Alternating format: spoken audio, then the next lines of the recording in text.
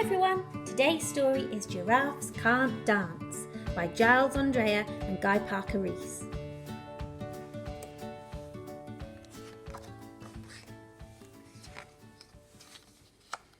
Gerald was a tall giraffe whose neck was long and slim, but his knees were awfully bandy and his legs were rather thin. He was very good at standing still and munching shoots off trees, but when he tried to run around, he buckled at the knees. Now every year in Africa they hold the jungle dance, where every single animal turns up to skip and prance.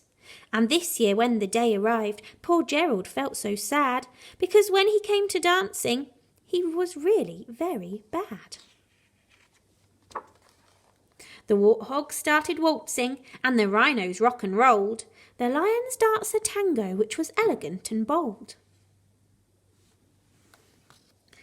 The chimps all did a cha-cha with a very Latin feel, and 8 baboons then teamed up for a splendid Scottish reel. Gerald swallowed bravely as he walked towards the floor, but the lions saw him coming and they soon began to roar. "Hey, look at clumsy Gerald," the animals all laughed. "Giraffes can't dance, you silly fool. Oh, Gerald, don't be daft." Gerald simply froze up. He was rooted to the spot. "They're right," he thought. "I'm useless. Oh, I feel like such a clot." So he crept off from the dance floor and he started walking home. He'd never felt so sad before, so sad and so alone. Then he found a little clearing and he looked up at the sky. "The moon can be so beautiful," he whispered with a sigh. "Excuse me," coughed a cricket who'd seen Gerald earlier on. "But sometimes when you're different, you just need a different song." Listen to the swaying grass and listen to the trees. To me the sweetest music is those branches in the breeze.